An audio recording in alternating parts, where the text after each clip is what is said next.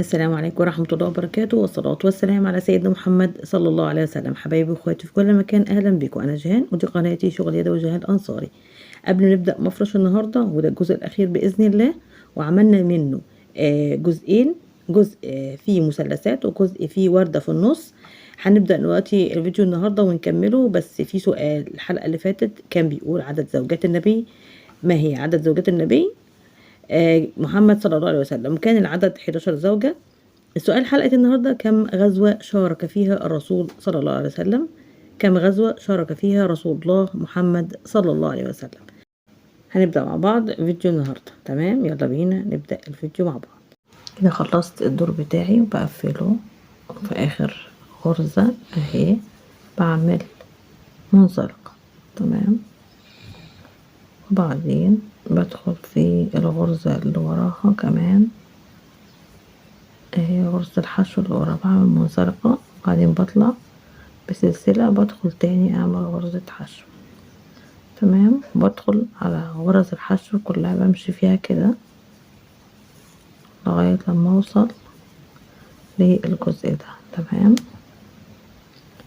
باجي اخر غرزة اللي هي قبل الاخيرة هنا، بعمل غرزة حشو 1 2 3 4 5 6، بزود غرزة السلسلة واجي هنا اعمل الاربعة بتوعنا 3 و4 بالشكل ده، 2 سلسلة وهنا 4 2 3 4، 2 سلسلة وهنا 4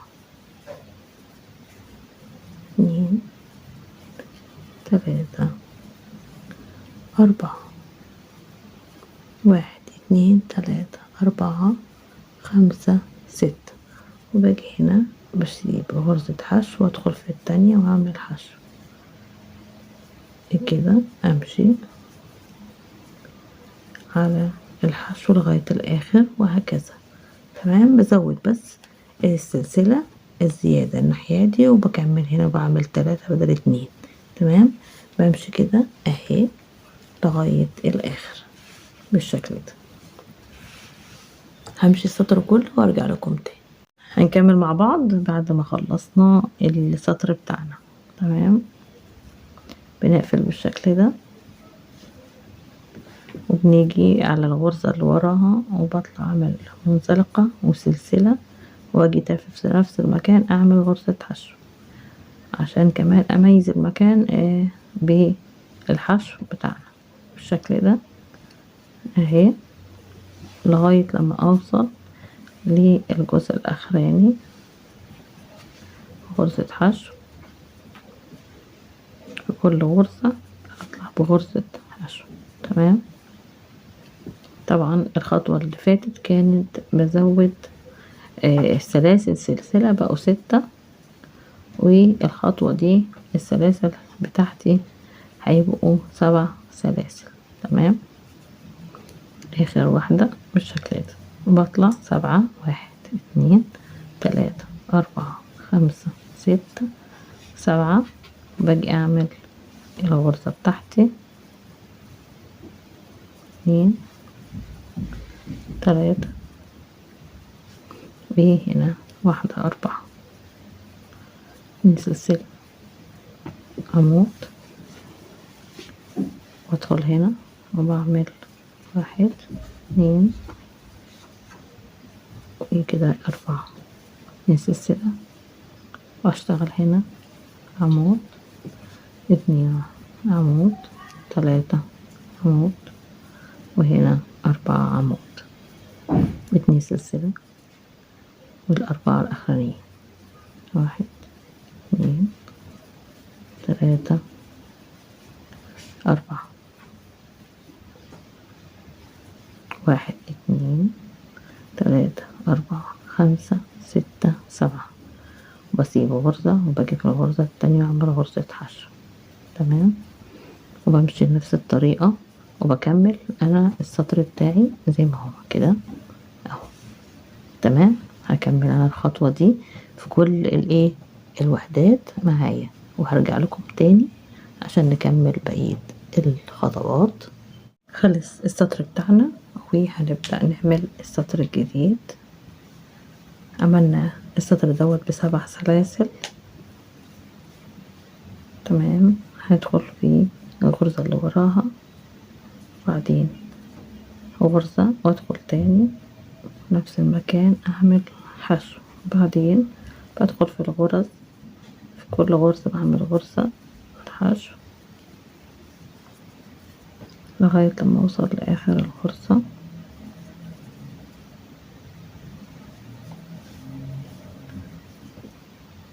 تمام كده غرز همشي بيها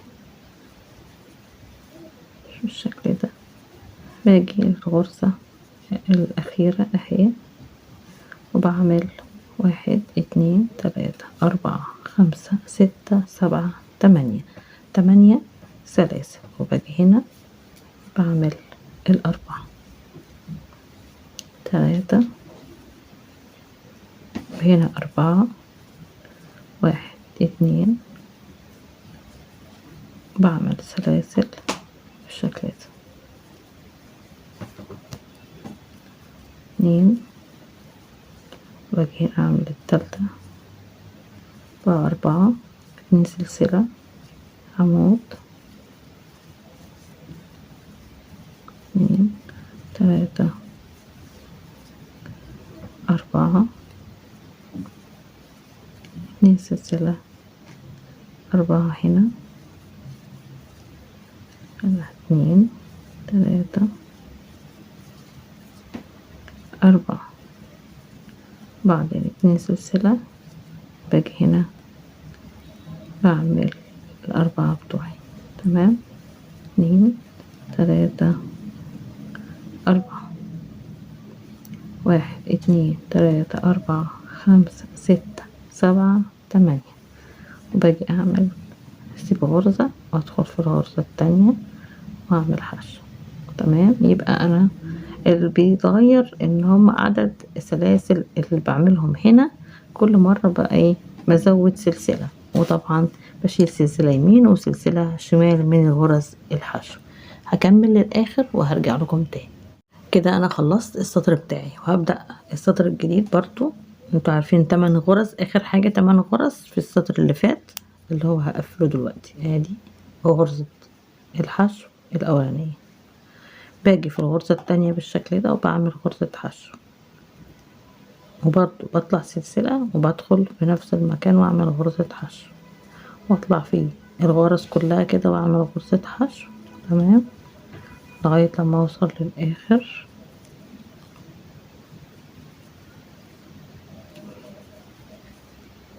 اكمل غرز الحشو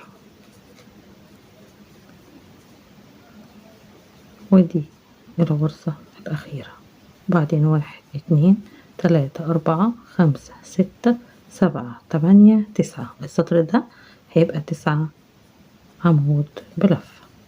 باجي بالشكل ده اعمل 2 3 وباجي هنا اعمل 4، تمام. 1 2 وباجي هنا بعمل عمود وبكمل بعمل 4 عمود بلفة، وبعدين 2 سلسلة عمود وأكمل 4 بالشكل ده وأعمل العمود التاني، وهكذا بكمل للآخر. يبقى أنا بعمل هنا 9 عمود بلفة، سهلة جدا وبسيطة، وبكمل بالشكل ده الوحدات بتاعتي، وباجي هنا بعمل 9 وأكمل غرز الحشو، وهكذا لغاية لما اخلص بقية ايه السطر. بيبقى بنفس الترتيب، يبقى الدور دوت ب9 عمود 9 سلاسل، و هيبقى 1 2 3 4 5 6 وحدات عمود، تمام. هكمل السطر وهرجع لكم تاني. انا كده خلصت الدور بتاعي وهدخل اعمل المنزلقة وابدأ الدور الجديد، تمام. هاجي هنا واعمل منزلقة واجي في الدور اللي وراه واعمل منزلقة، وبعدين غرزة، ادخل تاني واعمل غرزة حشو. تمام، امشي حشو على طول الغرز بتاعتي بالشكل ده. بدخل حشو، بعدين اخر غرزة، ونبقى في 9. المرة دي 10. 1 2 3 4 5 6 7 8 9 10. باجي هنا بعمل الغرزة بتاعتي. تمام، 2 3 وبعمل 1 2 وبمشي بعمل 4 زي ما كل مرة بنشتغلهم بالشكل ده. بكمل انا بقية السطر بالشكل ده، بعمل غرز الحشو وبسيب واحدة يمين واحدة شمال، وبعدين بعمل 10 غرز سلاسل وبكمل الغرزة بتاعتي بالشكل ده. تمام، اكمل انا بقية السطر وهرجع لكم تاني. خلصت الصف بتاعي وبقفل الصف هنا في الغرزة المنزلقة في اول غرزة حشو. تمام، بالشكل ده. وبعدين بدخل في الغرزة اللي وراها بعمل منزلقة وبطلع غرزة سلسلة، وبدخل بعمل غرزة حشو في الغرزة وبطلع حشو بالشكل ده. همشي 3 1 2 3 4 5 6 7 8. بطلع 1 2 3 4 5 6 7 8 9 10. وهنا بعمل 11 وبدخل هنا برضو بكمل الغرزة بتاعتي. تمام، يعني كل مرة بطلع بزود سلسلة وبنقص 2 غرزة حشو، واحدة يمين واحدة شمال. دي الخطوات بتاعتي، وبكمل لغاية لما اعمل خطواتي بالشكل ده، لغاية لما اعمل دورين 3 زي ما انت عايزة. قصدي يعني من الغرزة دي كلها بعمل منها 2، بعمل منها 3 على قد ما تحتاجي من الادوار. 2 بعمل غرزة عمود، وبعمل هنا الأربعة بتوعنا زي ما اتعودنا بنعملهم، وبعدين بكمل لاخر السطر. والمرة دي طبعا هكمل هنا وهكمل السطر كله زي ما انتوا شايفين بالشكل ده. بطلع 11 غرزة سلسلة وبعمل غرز الحشو في كل مرة بالشكل ده. بكمل وبرجع لكم تاني واكمل السطر كله بالطريقة دي. 11 4 عواميد، 2 سلسلة طبعا و4 عمود، وهنا كمان 11. وبعدين ناخد غرز الحشو ناقصة 2، واحدة يمين واحدة شمال، و11 واعمل الغرز بتاعتي بنفس الترتيب ده. همشي لغاية الاخر. تمام حبايبي، انا كده خلصت المفرش بتاعي بالمرحلة دي. طبعا اللي عايز بيزود واللي عايز بيقلل المنطقة دي يقللها عادي، يبقى اقل من كده الصفوف. ممكن تقلليها مثلا هنا 1 2 3 4 5 6 7 8 9. عايزة تعمليها 7، عايزة تعمليها اي عدد، وبتقللك طبعا الجزء ده براحتك. عايز تنقصي منه برضو براحتك. انا عملته كده هنا 4 غرز حشو. طبعا انت لو عايزه تكرري الغرزه فبتيجي هنا بتعملي الحشو بتاعنا اللي هو بتاع اول دور، بتكرريه هنا وبتعملي الخطوه دي بتاعه السلاسل اللي هي 8 أو 9، مش فاكره، كانت 8 أو 9 سلاسل بتعمليها هنا، وبتبدأي تعملي بس طبعا بأقل من كده. يعني لما انا بني عشان نهيت فخليتها المسافة قصيرة. انت لو عايزة بتبتدي مثلا من المرحلة دي من 7 أو 8 7، ممكن 1 2 3 4 5 6، ممكن 7 بس. تبدأي من أول 7 تعملي الغرزة من أول الصف ده، من أول 7 تعملي غرزة جديدة. لو عايزة تكبري أكتر من كده. الخيط اللي أنا استخدمته خيط قطن مصري للتطريز، هو من شركة اسمها مصر البيضاء، مش عارفة موجود دلوقتي ولا لأ في مصر، بس أعتقد إن هو قليل جدا.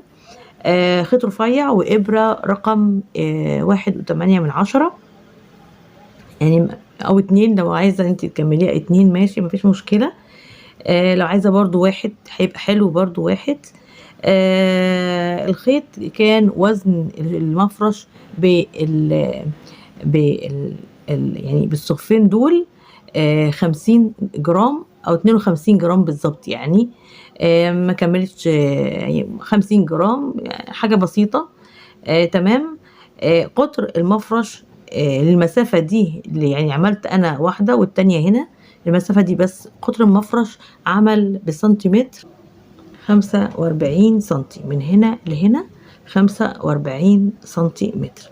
ان شاء الله اكون قدرت اوصل لكم معلومة عن المفرش وعن تفاصيله خطوة بخطوة. وطبعا عايزة تكبريه بتكبريه، بتعيدي الغرزة من اول السطر ده، من اول السطر هنا اللي هي غرزة اللي هي بتشبكي الوحدة دي مع دي مع دي، بتعمليها مثلا من الصف السابع هنا، وهنا عملت 1 2 3 4 5. ممكن تبدأي 1 2 3 4 5، وتبدأي من هنا تشبكي الاتنين مع بعض بالسلاسل وتبدأي صف جديد. تمام. انا كده عشان خلصته فبدأت عملت صفوف زيادة. عايزة تقللي الصفوف قلليها، عايزة تزوديها زوديها براحتك جدا. الحاجة والمفرش بين ايديكي، ممكن تعملي اللي انت عايزاه. بس انا حبيت اوريكم. انتوا شفتوا الصورة وشفتوا الشكل القديم اللي انا عملته بمثلثات متناسقة كده، وهنا شفت الوردة شكل وردة، فانا وريته اكتر من شكل ليه كده. وبنفس الطريقة شكل تاني لنهاية المفرش، ممكن تعملي زي الصورة وتقللي المسافات دي وتقللي السطور وتعملي سطور تانية، يعني بتعملي صف تاني من الغرزة ومن الحشو بالشكل ده. بتشتغلي على دي حشو، وهنا بتبدأ من الجزء دوت في النص الوردة الحشو الجديد وغرز الحشو الجديدة اللي بتبقى من أول هنا. تمام. ان شاء الله قدرت افهمكم المفرش عامل ازاي، وخطواته سهله جدا وبسيطه. شويه بيطول معانا علشان الشغل معانا على غرز الحشو دي بيطول شويه، خصوصا لما تكبري تبداي تكبري هيبدا يطول معاكي شويه. الغرزه دي هي طولت معايا شويه بس شكل حلو جدا، وشكلها بيحقق 3D حلو قوي. ان شاء الله اكون قدرت اوصل لكم الفكره. والحته دي ده الشكل النهائي للمفرش، يعني الجزء ده اخر حاجه ممكن تعمليها، مفيش بعدها سطور. لكن انت عايزه تكرري الوحده دي بتعمليها بنفس الطريقه دي وبنفس الاعداد دي، بتعمليها 1 و2. يعني واحده هنا بتبداي نفس القصه، يعني نفس الاعداد هنا بتبداي تعمليها هنا. يعني هنا عملت 1 2، بعدين عملت صف 2 3 4 5، تعملي 1 2 3 4 5، تبداي تعملي من اول وجديد صف تاني من الحشو وبدايه السطر دوت. تمام. اللي هو فيه السلاسل اللي هنا اللي بتشبكي بيهم. فواخدين بالنا من الجزء دوت عشان مهم قوي ان انت تعملي وتكرري نفس الورده هنا ونفس الشكل ده بتكرريه هنا. لكن الزيادات لما تكوني عايزه تخلصي بتزودي زي ما انت عايزه صف 2 وبتنهي على كده وبتنهي الشغل على كده. ان شاء الله اكون قدرت اوصل لكم الفكره وكمان تفاصيلها اكتر واكتر. شكرا لكم جدا، واسفه جدا ان قعدت شغل المفرش بتاعنا بطريقه تانية، يمكن يكون حد اتضايق من الموضوع ده، لكن حبيت اوريك كل حاجه ممكن تتعمل اكتر من شكل، اكتر من يعني طريقه. شكرا لكم جدا، واستمتعت معاكم بالمفرش بتاعنا النهارده، وان شاء الله اكون قدرت افيدكم. والى اللقاء، ومع تحياتي جهان انصاري.